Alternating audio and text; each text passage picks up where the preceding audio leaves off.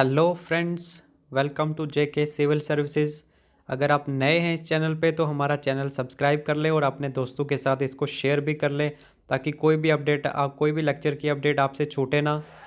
ठीक है। और आप हमारी ऐप भी प्ले स्टोर से डाउनलोड कर सकते हैं। वहाँ पे आपको कुछ एडिशनल बेनिफिट्स मिल जाएंगे जैसे टेस्ट सीरीज़, पेड बैचेस और आप हमारा इंस्टाग्राम आप हमारा टेलीग्राम चैनल भी ज्वाइन कर सकते हैं। वहाँ पे आपको फ्री ऑफ कॉस्ट में लेक्चर की सारी पीडीएफ्स मिल जाएंगी।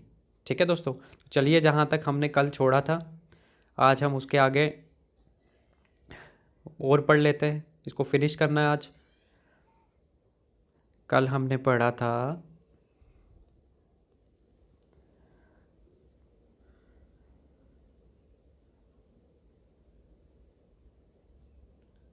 हाँ, यहाँ तक पढ़ा था रेजिस्टेंस और कंडक्टेंस। ठीक है, यहाँ तक हमने कल कर लिया था। आज इसके आगे देखते हैं कम्बिनेशन ऑफ रेजिस्टेंस।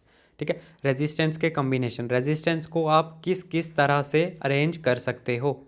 एक आता है उसका सीरीज़ कम्बिनेशन और दूसरा पैरेलल कम्बिनेशन। अब सीरीज़ कम्बिनेशन के अंदर क्या होगा, इस तरह से। ठीक है, एक रेजिस्टेंस लगाया फिर उसके साथ ही दूसरा भी क्या कर देते हो, आप अटैच कर देते हो। ठीक है, ये आ गया सीरीज़ कम्बिनेशन। और पैरेलल में क्या होगा, ये आपने ऊपर फिर उसके नीचे ये वाला नीचे ये नीचे। ठीक है, तो इस तरह के अरेंजमेंट को क्या बोला जाएगा, पैरेलल कॉम्बिनेशन। और इस तरह के अरेंजमेंट को क्या बोला जाएगा, सीरीज़ कम्बिनेशन। अब क्या डिफरेंस होता है दोनों के अंदर। ये जो सीरीज़ कम्बिनेशन होता है यहाँ पे करंट सेम रहती है। अगर कोई भी सर्किट हमारी सीरीज़ के अंदर है, कोई भी डिवाइस अगर हमने सीरीज़ में कंडक्ट किया हुआ है तो उसके अंदर सारे के सारे डिवाइसेस के अंदर सेम करंट फ्लो करेगी। जो R1 के अंदर करंट जाएगी वही R2 के अंदर भी जाएगी। और डिफरेंट वोल्टेज, और वोल्टेज यहाँ पे डिफरेंस हो जाती है। यहाँ पे V1 था और यहाँ पे V2 हो जाएगी, मतलब सेम नहीं रहेगी। R1 के पास कुछ होगी, R2 के पास कुछ होगी, लेकिन जो करंट होगी वो क्या रहेगी, सेम रहेगी सीरीज़ कम्बिनेशन के अंदर। और इसका जो इक्विवेलेंट रेजिस्टेंस निकाला जाता है, टोटल रेजिस्टेंस निकाला जाता है, वो क्या निकाला जाता है, सारे के सारे रेजिस्टेंस का सम। जितने भी रेजिस्टेंस हमारे सीरीज़ के अंदर लगे हुए हैं उन सभी का जब सम करेंगे तो क्या निकल जाएगा, इक्विवेलेंट, आर इक्विवेलेंट या इक्विवेलेंट रेजिस्टेंस उसका निकल जाएगा। अब पैरेलल में क्या होगा, इसका इन्वर्स हो जाएगा। यहाँ पे करंट सेम थी तो यहाँ पे वोल्टेज सेम हो जाएगी। यहाँ पे डिफरेंट वोल्टेज थी तो यहाँ पे डिफरेंट करंट हो जाएगी। ठीक है, तो पैरेलल में वोल्टेज सेम रहेगी और करंट क्या रहेगी, डिफरेंट रहेगी। अगर हमें वोल्टेज सेम चाहिए तो पैरेलल में अरेंज करेंगे, अगर हमें करंट सेम चाहिए तो उसको सीरीज़ के अंदर अरेंज किया जाएगा। और इसका जो इक्विवेलेंट रेजिस्टेंस होगा, टोटल रेजिस्टेंस होगा, वो किसके बराबर होगा, 1/R इक्विवेलेंट। टोटल रेजिस्टेंस का जो इन्वर्स होगा is equals to 1/R1 plus 1/R2 is plus 1/R3। जितने भी रेजिस्टेंस लगाए होंगे उनका इन्वर्स कर दो, उनको उल्टा कर दो और उन सभी को ऐड कर दो, एडिशन कर दो उन सभी की। तो क्या निकल के आ जाएगा आपका, equivalent resistance for parallel combination. ठीक है, फिर दो लॉज दिए थे किरचॉफ ने, करंट के रिलेटेड ही है ये भी। ठीक है, तो किरचॉफ लॉज क्या थे, किरचॉफ एक साइंटिस्ट था। ठीक है, उसने दो लॉज दिए थे। उस कौन कौन से दो लॉज थे, किरचॉफ फर्स्ट लॉ और किरचॉफ सेकंड लॉ। ये जो किरचॉफ फर्स्ट लॉ था इसको केसीएल भी बोला जाता है, Kirchhoff current law. First law को करंट लॉ भी बोला जाता है और सेकंड लॉ को वोल्टेज लॉ भी बोला जाता है। क्या बोला जाता है, किरचॉफ एक साइंटिस्ट था, उसने दो लॉज दिए थे, उसी के बेसिस पे उसको बोला जाता है किरचॉफ लॉज। फर्स्ट लॉ दिया था जिसको किसके रिलेटेड था, वो करंट के रिलेटेड, तो इसको बोला जाता है किरचॉफ करंट लॉ। और जो सेकंड लॉ था वो किसके रिलेटेड था, वोल्टेज के रिलेटेड, इसी वजह से उसको बोला जाता है किरचॉफ वोल्टेज लॉ। ठीक है, अब क्या कहता है ये जो किरचॉफ फर्स्ट लॉ था, ये कहता है at a point sum of input current is equals to output current. मतलब अगर कोई सर्किट है, सपोज करो ये यहाँ से भी इसके पास करंट आ रही है, यहाँ से भी आ रही है, यहाँ से भी आ रही है, यहाँ से भी। ठीक है, ये यहाँ से सभी के पास क्या आ रही है, करंट आ रही है। तो इस पॉइंट के ऊपर, अगर इस पॉइंट पे हम क्या निकालें, किरचॉफ फर्स्ट लॉ लगाएं तो क्या हो जाएगा, जितनी इस पॉइंट पे करंट्स आ रही हैं, ये वाली और ये वाली, इन सभी का सम किसके बराबर हो जाएगा, जो यहाँ से करंट बाहर की ओर जाएगी, अंदर की ओर जो आएगी उनका सम बाहर वाली करंट के बराबर हो जाएगा। जितनी अंदर आएगी उतनी ही करंट बाहर जाएगी। तो ये था हमारा Kirchhoff current law first law. और किरचॉफ सेकंड लॉ क्या कहता है कि in any circuit total potential difference is zero. मतलब अगर कोई भी हम सर्किट लेते हैं तो उसके अंदर जो वोल्टेज होगी, जो पोटेंशियल डिफरेंस होगा, उन सभी का सम किसके बराबर होगा? ज़ीरो के बराबर। सारे की सारी वोल्टेज या सारे का सारा पोटेंशियल डिफरेंस किसके बराबर हो जाएगा? ज़ीरो के बराबर। ये कहा था किसने? किरचॉफ सेकंड लॉ ने, किरचॉफ वोल्टेज लॉ ने। ठीक है, आपको सिर्फ ये टर्म्स याद रखनी है और क्या कहा था उन्होंने। ठीक है, कभी कभी एग्जामिनर पूछ भी लेता है। फिर कुछ इंपॉर्टेंट नोट, क्या कि in our houses appliances are connected in parallel. ठीक है, हमारे घरों के अंदर जो भी अप्लाइंसेस लगे होते हैं, हमारा टीवी, फ्रिज, एसी, ये सारे के सारे कैसे लगाए जाते हैं? पैरेलल के अंदर। किस लिए लगाए जाते हैं? पैरेलल, पैरेलल के अंदर लगाए जाते हैं ताकि उनको एक जैसी वोल्टेज मिल सके, सभी को इक्वल वोल्टेज चाहिए सभी को, तो इसीलिए हम उसको अरेंज किसके अंदर करवाते हैं? पैरेलल के अंदर। और जो फ्रीक्वेंसी आती है हमारे घरों के अंदर एसी की, वो कितनी होती है अल्टरनेट करंट की? 50 हर्ट्ज़। कितनी? 50 हर्ट्ज़ की फ्रीक्वेंसी होती है जो लाइन हमारे घरों में आती है, जो बिजली आती है। ठीक है, और वोल्टेज कितनी रहती है? 220 वोल्ट। कितनी? 220 वोल्ट वोल्टेज रहेगी, 50 हर्ट्ज़ फ्रीक्वेंसी रहेगी। और जो अरेंजमेंट यूज़ किया जाता है हमारे घरों के अंदर वो कौन सा होता है? Parallel arrangement. ठीक है, वायर्स को पैरेलली कनेक्ट किया जाता है, डिवाइसेस को। अब देखो दोस्तों इलेक्ट्रिक वायर्स के बारे में पढ़ लेते हैं। ठीक है, इलेक्ट्रिक वायर हमारे पास 3 तरह की होती हैं जो घरों में होती है, रेड, ब्लैक और ग्रीन। ठीक है, कभी कभी ब्लैक की जगह पे ब्लू का भी यूज़ किया जाता है और येलो का भी किया जाता है, लेकिन ये जो रेड और ग्रीन है ये सेम रहती है, ये कभी भी चेंज नहीं होती। ठीक है, अभी आप तीनों को लेके चलो, रेड को भी, ब्लैक को भी और ग्रीन को। ठीक है, अब ये जो रेड होता है ये क्या होती है? Live wire. लाइव वायर या जिसके अंदर से करंट क्या करती है? फ्लो करती है। इसी वजह से इसको क्या बोला जाता है? Danger wire. क्या बोला जाता है? Danger wire. रेड वायर क्या होगी? रेड किसका निशान होता है? खतरे का। तो मतलब इसके अंदर से करंट पास हो रही होती है, इसी वजह से इसको बोला जाता है डेंजर वायर। ठीक है, इसको लाइव वायर भी बोला जाता है। ठीक है, जिंदा तार, जिंदा होगी, टच करोगे तो ये आपको आउटपुट भी देगी। ठीक है, जब टच करोगे तो आपको पता चलेगा कि क्या आउटपुट देगी ये। रेड आ गया। अब ब्लैक के बारे में पढ़ते हैं। ब्लैक क्या होती है? हमारी न्यूट्रल वायर। इसके अंदर कोई भी चार्ज फ्लो नहीं कर रहा होता, ये न्यूट्रल होती है। ठीक है, और ये जो ग्रीन होती है, तो ग्रीन किसके लिए यूज़ की जाती है? अर्थिंग के लिए, अर्थ वायर होती है ये। ठीक है, ग्रीन किसके लिए यूज़ की जाती है? अर्थ के लिए, तो इसको अर्थिंग वायर भी बोला जाता है। ठीक है, आपने देखा होगा इस तरह का एक प्लग होता है हमारे जो बड़े बड़े डिवाइसेस होते हैं उनके आगे 3 पिन वाला प्लग होता है। ठीक है, ये जो लेफ़्ट और राइट वाले होते हैं, एक साइड न्यूट्रल होता है और एक साइड लाइव वायर होती है, लेकिन जो सेंटर आगे टॉप पे बड़े वाला पिन होता है वो क्या होता है? अर्थ वायर के लिए यूज़ किया जाता है, अर्थिंग के लिए। ठीक है, अब देखो शॉर्ट सर्किट कब होता है? जब आपकी रेड वायर ब्लैक वायर से टच होगी, मतलब जब आपकी लाइव वायर न्यूट्रल वायर से टच होगी। किससे? लाइव वायर न्यूट्रल वायर से जब टच होगी तो क्या हो जाएगा? शॉर्ट सर्किट हो जाएगा। ठीक है, जब शॉर्ट सर्किट होगा तो आपके घरों के अंदर एक डिवाइस लगा होता है, एमसीबी, मिनिएचर सर्किट ब्रेकर। क्या होता है? Miniature circuit breaker. ठीक है, वो क्या हो जाएगा? नीचे हो जाता है, उसका पिन, उसका जो प्लग स्विच होता है अगर ऊपर की ओर किया होगा तो जैसे ही शॉर्ट सर्किट हो जाता है ऑटोमेटिकली वो नीचे की ओर बैठ जाता है, नीचे की ओर हो जाता है।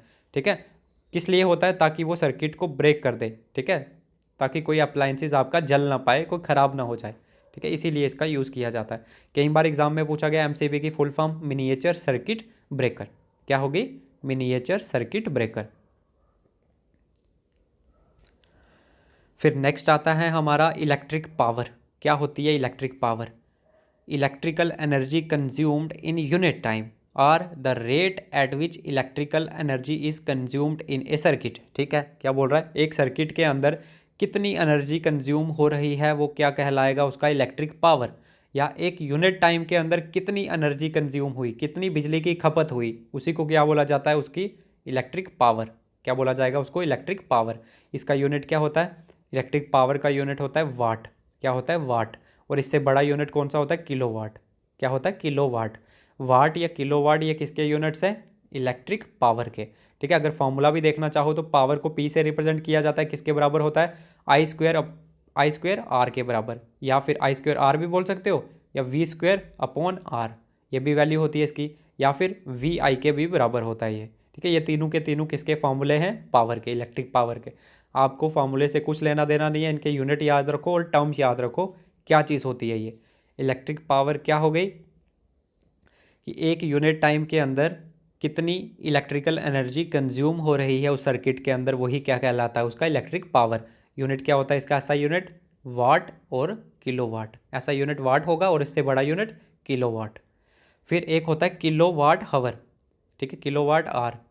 किलोवाट आर क्या होता है ये देखो, अब किलोवाट तो पता पता चल गया आपको, वोल्टेज इसका पावर का यूनिट होता है, इलेक्ट्रिक पावर का। अब आर लगने के साथ ये यूनिट को चेंज कर देगा। किलोवाट आर किसका होगा, एनर्जी का यूनिट होता है। किसका, एनर्जी का यूनिट। कई बार एग्जाम में पूछा गया और बच्चे क्या करके आते हैं, किलोवाट देख के पावर को टिक करके आ जाता है, ठीक है।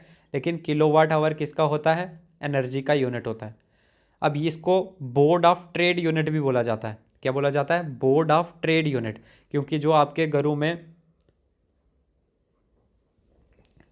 किलोवाट आर, ठीक है, इसको बोर्ड ऑफ ट्रेड यूनिट भी बोला जाता है क्योंकि ये ट्रेड के अंदर इसका पर्टिकुलर यूज़ किया जाता है। ट्रेडिंग में जो भी यूनिट यूज़ किया जाता है एनर्जी का, वो कौन सा किया जाता है, किलोवाट आवर। इसलिए इसी को बोला जाएगा क्या, बोर्ड ऑफ ट्रेड यूनिट। अब क्या होता है ये,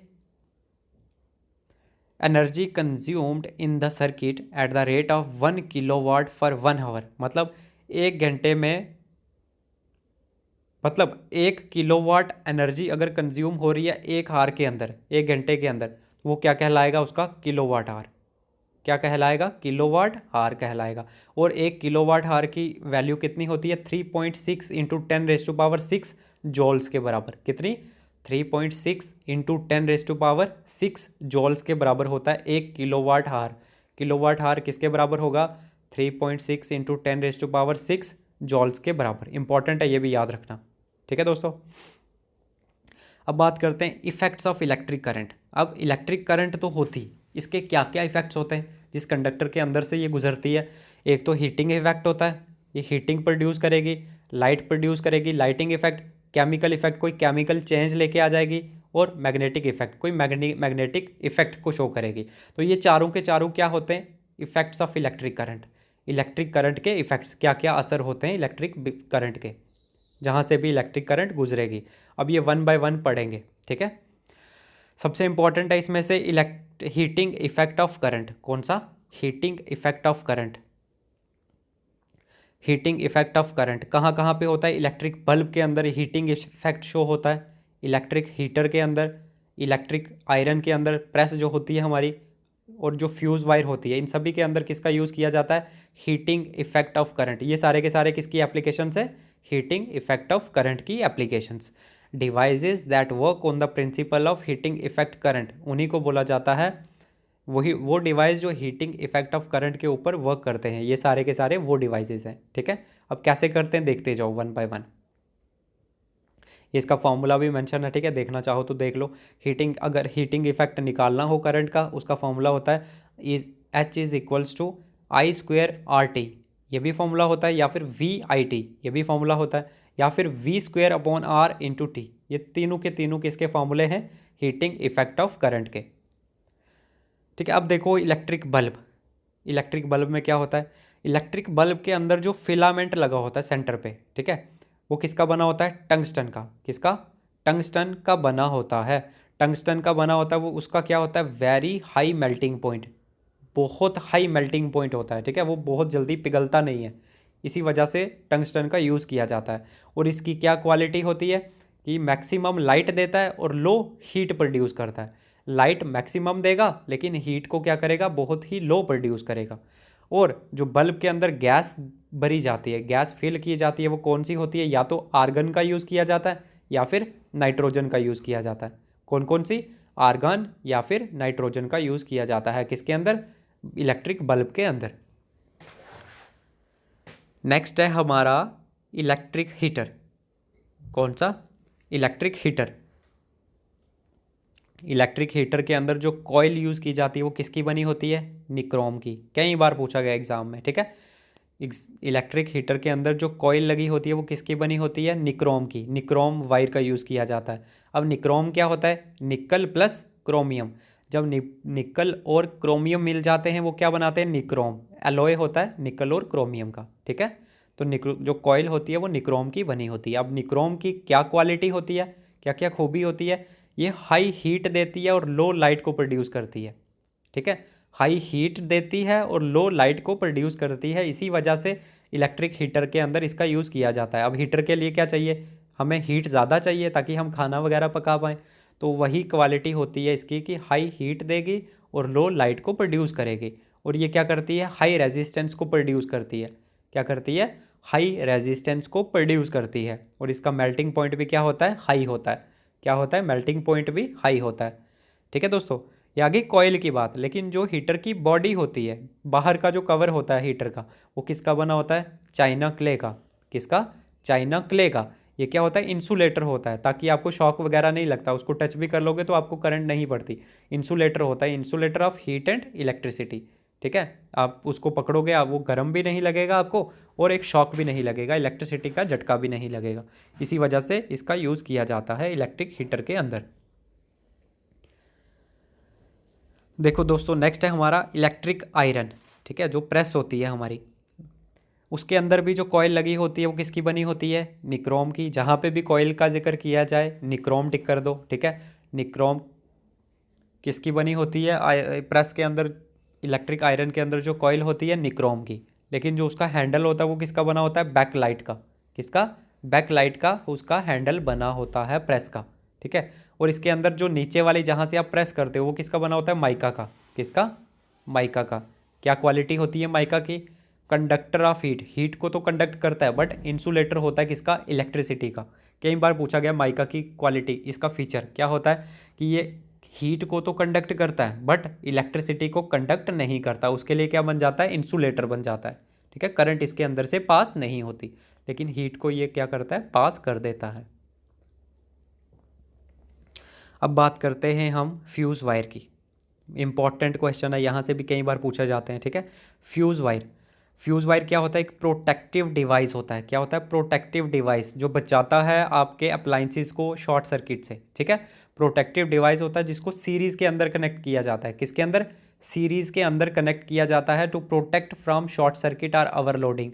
या तो कभी ओवरलोडिंग हो जाए या शॉर्ट सर्किट हो जाए तो क्या करेगा, आपके घरों के अंदर जो भी अप्लाइंसेस, जो भी डिवाइसेस लगे होते हैं उनको डैमेज होने से बचा देता है ये। ठीक है, तो ये किसके अंदर लगाया जाता है, सीरीज़ के अंदर। ठीक है, कई बार पूछा गया फ्यूज़ वायर को पैरेलली अरेंज किया जाता है या सीरीज़ में, तो किसके अंदर किया जाता है, सीरीज़ के अंदर इसको अरेंज किया जाएगा। और ये किसके साथ कनेक्ट किया जाता है, लाइव वायर के साथ, जिसके अंदर से करंट गुजर रही होती है उसके आगे इसको फिट किया जाता है। ठीक है, connected to the live wire. क्या होती है इसकी विशेषता, इसकी क्या खूबी होती है, लो मेल्टिंग पॉइंट। बहुत ही लो मेल्टिंग पॉइंट होता है, थोड़ा सा भी करंट ज़्यादा हो जाएगा ये पिघल जाएगा। ठीक है, थोड़ी सी भी करंट ज़्यादा हो जाएगी तो ये पिघल जाएगा और सर्किट को ब्रेक कर देगा, तोड़ देगा। ठीक है, एंड हाई रेजिस्टेंस। और रेजिस्टेंस कितना होता है इसका, बहुत हाई। मेल्टिंग पॉइंट लो होगा लेकिन रेजिस्टेंस क्या होगा, हाई होगा। रेजिस्टेंस हाई होगा मतलब अपने अंदर से वो करंट को आगे जाने ही नहीं देगा। अगर करंट आगे जाएगी नहीं तो हमारे अप्लाइंसेस को डैमेज नहीं कर पाएगी वो। अब ये किसका बना होता है, ये एलॉय होता है कॉपर, टिन और लेड का। किस किस का, कॉपर, टिन और लेड का बना होता है हमारा फ्यूज़ वायर। कॉपर, लेड और टिन का। ठीक है, प्राइमरली कभी कभी तो टिन का ही बना देते हैं सेपरेटली, लेकिन जो मेन हमारा फ्यूज़ वायर होता है वो किसका बना होता है, कॉपर, टिन और लेड का। ठीक है, ये तीन मटेरियल ज्वाइन किए जाते हैं। फिर जो केमिकल इफेक्ट ऑफ करंट है वो किसके अंदर होता है, वो बैटरीज़ के अंदर आप देखते हो chemical effect of current show होता है। ड्राई सेल हो गया, ठीक है, जो आप रिमोट कंट्रोल वगैरह में सेल डालते हो, तो सब इन सभी के अंदर किसका इफेक्ट होता है, केमिकल इफेक्ट ऑफ करंट का। अब केमिकल इफेक्ट ऑफ करंट को इन्वेंट किसने किया, डिस्कवर किसने किया, तो वो किया माइकल फैराडे ने। किसने, माइकल फैराडे ने केमिकल इफेक्ट ऑफ करंट को शो किया। फिर magnetic effect of current. Magnetic effect of current किसने शो करवाया, हैंस क्रिश्चियन ओरिस्टेड। किसने, हैंस क्रिश्चियन ओरिस्टेड ने मैग्नेटिक इफेक्ट ऑफ करंट को शो करवाया। अब ये कौन कौन से डिवाइसेस के अंदर होता है, गैल्वेनोमीटर के अंदर, एमीटर के अंदर, वोल्ट मीटर के अंदर, ट्रांसफॉर्मर के अंदर। इन सभी के अंदर कौन सा प्रिंसिपल यूज़ होता है, मैग्नेटिक इफेक्ट ऑफ करंट। और जो हमारी इलेक्ट्रिक बेल होती है, ठीक है, जो घरों के बाद बाहर लगी होती है बेल, इलेक्ट्रिक बेल, उसके अंदर भी कौन सा प्रिंसिपल यूज़ किया जाता है, मैग्नेटिक इफेक्ट ऑफ करंट। कई बार पूछा गया इलेक्ट्रिक बेल के बारे में, तो कौन सा प्रिंसिपल यूज़ किया जाता है वहाँ पे, मैग्नेटिक इफेक्ट ऑफ करंट। अब देखो दोस्तों, एमीटर। क्या होता है हमारा एमीटर? एमीटर एक ऐसा डिवाइस होता है जो क्या करता है, इलेक्ट्रिक करंट को मेजर करता है। एक डिवाइस होता है जो बिजली को मेजर करने का काम करता है, इलेक्ट्रिक करंट को मेजर करने का काम करता है। इसको हमेशा सीरीज़ के अंदर लगाया जाता है। किसके अंदर लगाया जाता है? सीरीज़ के अंदर लगाया जाता है। और जो एक आइडियल एमीटर होता है, आइडियल एमीटर का रेजिस्टेंस कितना होगा? ज़ीरो। एक आइडियल एमीटर का रेजिस्टेंस कितना होता है? ज़ीरो। कई बार स्टैटिक क्वेश्चन में पूछा गया, ठीक है। आइडियल एमीटर का रेजिस्टेंस कितना होगा? ज़ीरो होगा। अब वोल्ट मीटर की बात करेंगे। ये क्या करेगा? पोटेंशियल डिफरेंस को मेजर करने का काम करता है या फिर वोल्टेज को मेजर करने का काम करता है। वो वाला क्या था? सीरीज़ के अंदर लगाया गया था। इसको पैरेलल के अंदर लगाएंगे। इसको हमेशा पैरेलल के अंदर लगाया जाता है, ठीक है। अब जो रेजिस्टेंस होता है आइडियल वोल्ट मीटर का, वो कितना होता है? इनफाइनाइट है। कितना होता है? इनफाइनाइट, बेहिसाब होता है उसका रेजिस्टेंस, ठीक है। लेकिन जो एमीटर का रेजिस्टेंस था वो कितना था? आइडियल का ज़ीरो। कितना था? ज़ीरो।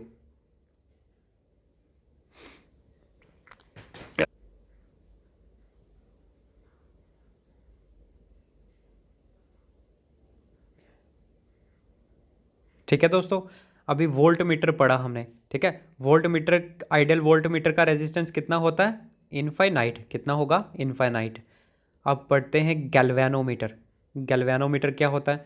एक डिवाइस होता है जिसको यूज़ किया जाता है माइनर करंट को डिटेक्ट करने के लिए। मतलब छोटे अमाउंट की जो भी करंट होती है वो किसके साथ मेजर की जाती है? गैल्वेनोमीटर के साथ, ठीक है। अब कितना छोटा लेवल होता है उसका? माइक्रो एम्पेयर का। 10⁻⁻⁻6 एम्पेयर की जो करंट होती है, उस लेवल की करंट अगर हमें मेजर करनी है तो उसके लिए पर्टिकुलर डिवाइस का यूज़ किया जाता है। क्या नाम है उसका? गैल्वेनोमीटर, ठीक है। अब एक टर्म आती है हमारी शंट। शंट क्या चीज़ होती है? तो शंट क्या होती है? एक वायर होती है, एक तार होती है ऑफ वेरी लो रेजिस्टेंस, जिसका रेजिस्टेंस कितना होता है? बहुत ही लो, ना के बराबर, लेकिन उसके अंदर से करंट पास हो जाती है, मैक्सिमम करंट पास करवा देती है ये, ठीक है। उसी वायर को क्या बोला जाता है? शंट। जिसका बहुत ही लो रेजिस्टेंस होता है उस वायर को क्या बोला जाएगा? शंट, ठीक है। अब देखो, अगर हमें एक गैल्वेनोमीटर को एमीटर के अंदर कन्वर्ट करना हो, क्या करना हो? एक गैल्वेनोमीटर को एमीटर बनाना हो तो क्या करेंगे? ये आ गया गैल्वेनोमीटर, ठीक है। अगर इसको हमें एमीटर बनाना है तो क्या करेंगे? एक शंट को लगा देंगे, एक लो रेजिस्टेंस वायर को लगा देंगे उसके पैरेलल में। कहाँ पे? उसके पैरेलल में, शंट पैरेलल टू इट, ठीक है। एक शंट लगा देंगे उस गैल्वेनोमीटर के पैरेलल में। जब उसके पैरेलल में लगा देंगे तो वो क्या बन जाएगा? गैल्वेनोमीटर हमारा एमीटर के अंदर कन्वर्ट हो जाएगा। अब एमीटर का काम करना शुरू हो जाएगा वो, ठीक है। जब एक शंट को पैरेलली कनेक्ट किया जाएगा गैल्वेनोमीटर के साथ तो वो क्या बना देगा? एक एमीटर बना देगा, ठीक है। अगर एक गैल्वेनोमीटर को वोल्टमीटर में कन्वर्ट करना हो, वोल्टमीटर बनाना हो तो क्या करेंगे? उल्टा कर देंगे। गैल्वेनोमीटर के साथ क्या लगा देंगे? सीरीज़ के अंदर एक शंट या फिर एक हाई रेजिस्टेंस वायर लगा देंगे। क्या करेंगे? एक हाई रेजिस्टेंस उसके सीरीज़ में लगा देंगे। ऊपर क्या किया था? पैरेलल में लगाया था। अब यहाँ पे क्या करवा रहे हैं? उसके सीरीज़ में लगा देंगे। जब सीरीज़ में लगाएंगे तो क्या हो जाएगा? गैल्वेनोमीटर एमीटर के अंदर कन्वर्ट हो जाएगा। क्या हो जाएगा? गैल्वेनोमीटर एमीटर के अंदर कन्वर्ट हो जाएगा। अब देखो दोस्तों, नेक्स्ट आता है हमारा ट्रांसफॉर्मर। क्या आता है? ट्रांसफॉर्मर। ट्रांसफॉर्मर को इन्वेंट किसने किया था? माइकल फैराडे ने। किसने? माइकल फैराडे ने ट्रांसफॉर्मर को इन्वेंट किया था। एक चीज़ हमेशा याद रखना, ये किसके ऊपर वर्क करता है? एसी के ऊपर, अल्टरनेट करंट के ऊपर। डीसी के ऊपर कभी भी फंक्शन नहीं करता हमारा ट्रांसफॉर्मर। ट्रांसफॉर्मर हमेशा किसके ऊपर एप्लीकेबल होता है? कहाँ पे फंक्शन करता है ये? एसी करंट के ऊपर, अल्टरनेट करंट के ऊपर। और इसकी जो फ्रीक्वेंसी होती है, जो ट्रांसफार्मर की फ्रीक्वेंसी होती है वो क्या होती है? कभी भी चेंज नहीं होती, ठीक है। ट्रांसफार्मर की एक फ्रीक्वेंसी ही ऐसी होती है जो वेरी नहीं करती, चेंज नहीं करती, ठीक है। कभी चेंज नहीं होती, हमेशा कांस्टेंट ही रहती है, ठीक है। बाकी सारी चीज़ें इसकी चेंज हो जाती हैं बट जो फ्रीक्वेंसी होती है वो चेंज नहीं करती। याद रखना, कई बार क्वेश्चन पूछा गया ट्रांसफार्मर के ऊपर। ट्रांसफार्मर का ऐसा कौन सा करैक्टरिस्टिक्स है जो चेंज नहीं होता? तो वो क्या है? फ्रीक्वेंसी। फ्रीक्वेंसी ट्रांसफार्मर की कभी भी चेंज नहीं होती। अब ट्रांसफार्मर का काम क्या होता है? वोल्टेज को रेगुलेट करना। क्या करना? वोल्टेज को रेगुलेट करना। इसी बेसिस पे ट्रांसफार्मर को टू टाइप्स में कैटेगराइज किया गया, दो प्रकार में उसको बांटा गया है। एक आ गया स्टेप अप ट्रांसफार्मर, एक आ गया step down transformer. Step up करेगा मतलब लो वोल्टेज को हाई वोल्टेज के अंदर कन्वर्ट कर देगा, अपग्रेडेशन का काम करेगा, लो वोल्टेज को हाई वोल्टेज के अंदर कन्वर्ट कर देगा। और स्टेप डाउन क्या करेगा, डाउन कर देगा मतलब हाई वोल्टेज को लो वोल्टेज के अंदर कन्वर्ट कर देगा। क्या करेगा, हाई वोल्टेज को लो वोल्टेज के अंदर कन्वर्ट कर देगा। कौन करेगा ये, स्टेप डाउन ट्रांसफार्मर। और कौन से प्रिंसिपल के ऊपर वर्क करता है हमारा ट्रांसफार्मर, EMI, इलेक्ट्रोमैग्नेटिक इंडक्शन।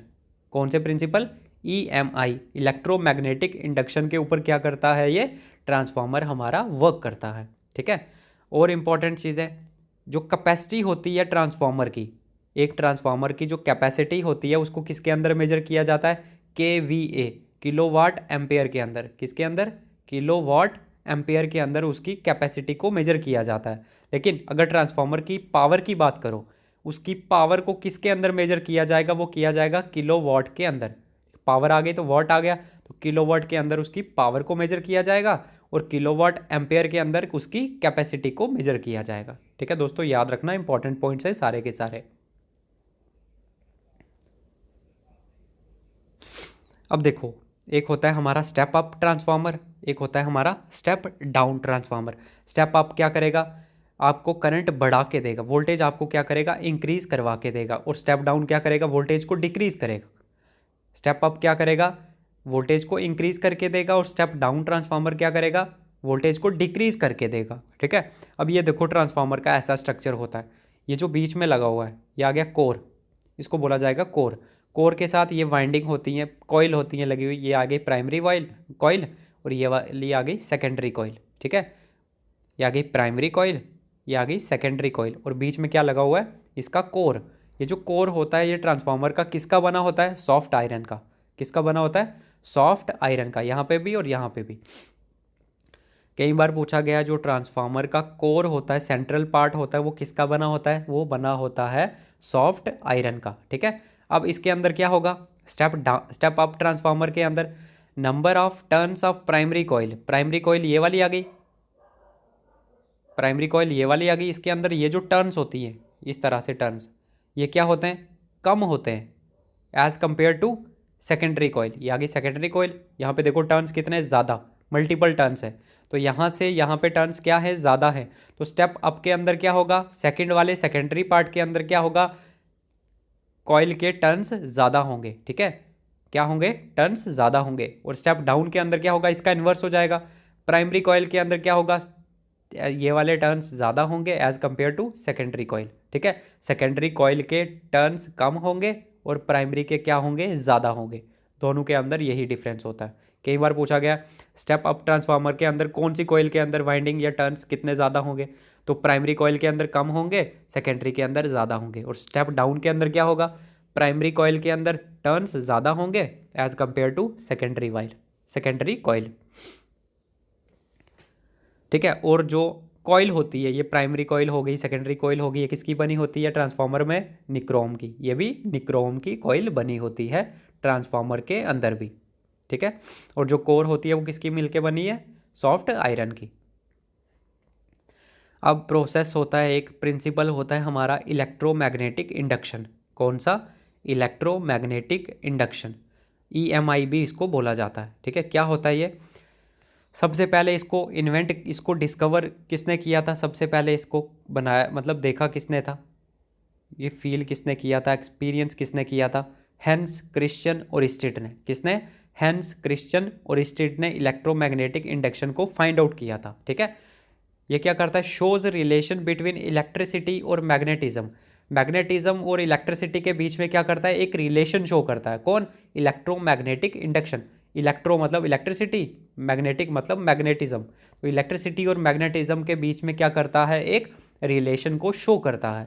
अब वो क्या रिलेशन शो करता है, बोल रहा है, whenever there is a change in magnetic flux linked with the coil an EMF is induced in the circuit. ठीक है, बोल रहा है अगर कॉइल के अंदर मैग्नेटिक फ्लक्स चेंज करेगा टाइम के साथ, मैग्नेटिक फ्लक्स टाइम के साथ चेंज करेगा, तो उस कॉइल के अंदर एक इंड्यूस्ड EMF, एक करंट इंड्यूस होगी जिसको EMF बोला जाएगा। ठीक है, क्या बोल रहा है, अगर एक कॉइल के अंदर मैग्नेटिक फ्लक्स वेरी करेगा, चेंज करेगा, तो एक करंट, एक EMF क्या होगा, इंड्यूस होगा। इसी को बोला जाता है इलेक्ट्रोमैग्नेटिक इंडक्शन। ठीक है, इलेक्ट्रोमैग्नेटिक इंडक्शन भी क्या होती है, दो तरह की, सेल्फ इंडक्शन और mutual induction. Self induction auto transformer के अंदर होती है और म्यूचुअल इंडक्शन नॉर्मल ट्रांसफार्मर के अंदर होती है। ठीक है, पूछा जा सकता है नॉर्मल ट्रांसफार्मर के अंदर सेल्फ इंडक्शन होती है या फिर म्यूचुअल इंडक्शन, तो कौन सी होगी, म्यूचुअल इंडक्शन। और ऑटो सेल्फ इंडक्शन किसके अंदर होगी, ऑटो ट्रांसफार्मर के अंदर, जो ऑटोमेटिक ट्रांसफार्मर होते हैं उनके अंदर। ठीक है,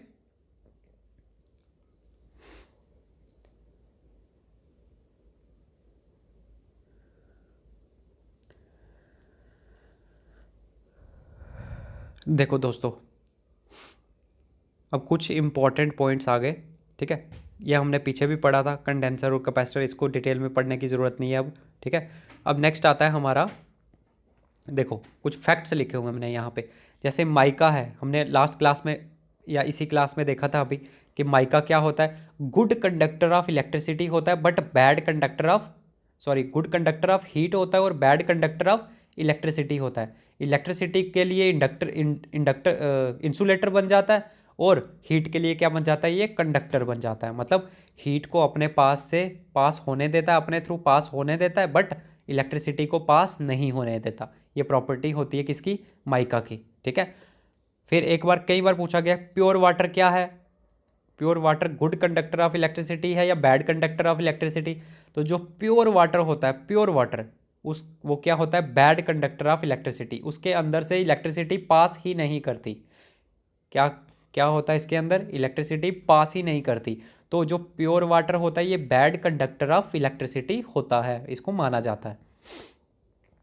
नेक्स्ट आता है ड्राई सेल, कहाँ पे यूज़ किया जाता है, तो जो आपके टॉर्चेस वगैरह होती हैं, ठीक है, उसके अंदर किसका यूज़ होता है, ड्राई सेल का। और टेस्ला, ये जो टेस्ला यूनिट होता है, ठीक है, किसका यूनिट होता है, मैग्नेटिक इंडक्शन का। मैग्नेटिक इंडक्शन का यूनिट कौन सा होगा, टेस्ला। टेस्ला एक यूनिट होता है जो मैग्नेटिक इंडक्शन को रिप्रेजेंट करता है। ठीक है, और देखो अगर एक कंडक्टिंग वायर है तो वो न्यूट्रल होगी या चार्ज्ड होगी, कई बार पूछा गया। तो एक कंडक्टिंग वायर जिसके अंदर से करंट फ्लो हो रही है वो क्या होती है, न्यूट्रल होती है। क्या होती है, न्यूट्रल होती है भाई। फिर जो लाइटनिंग कंडक्टर बनाए जाते हैं, लाइटनिंग कंडक्टर बनाए जाते हैं, उस पर किस मटेरियल का यूज़ किया जाता है, कौन से एलिमेंट का यूज़ किया जाता है, तो वहाँ पे कॉपर का यूज़ किया जाता है। कॉपर का यूज़ किया जाता है लाइटनिंग कंडक्टर बनाने के लिए। ठीक है, और ये जो वोल्टा था, वोल्टा, अलेक्जेंडर डी वोल्टा, इसने क्या किया था, ये एक साइंटिस्ट था, इसने क्या किया था, बैटरीज को डिस्कवर किया था। क्या किया था, बैटरीज को बनाया था। ठीक है, और हमने पढ़ा था चार्ज, चार्ज को एम्पेयर सेकंड भी आप बोल सकते हो। क्या बोल सकते हो, चार्ज को एम्पेयर सेकंड भी बोल सकते हो। ठीक है, फिर जो हमारे स्ट्रीट लाइट लगी होती हैं, स्ट्रीट में लाइट्स लगी होती है या जो बल्ब्स लगे होते हैं स्ट्रीट के अंदर, वो कैसे अरेंज होते हैं, सीरीज़ के अंदर या पैरेलल अरेंजमेंट में, तो वो हमेशा पैरेलल अरेंजमेंट में लगे होते हैं। देखना, अगर एक बल्ब फ्यूज़ हो जाएगा या ख़राब हो जाएगा तो बाकी वाले बल्ब चलते रहेंगे। ये नहीं है कि एक ख़राब हो गया तो सारे के सारे उसकी वजह से बिल्कुल बंद हो जाएंगे चलना। एक ख़राब होगा तो बाकी वाले जलते रहते हैं, किसकी वजह से, पैरेलल अरेंजमेंट की वजह से। ठीक है,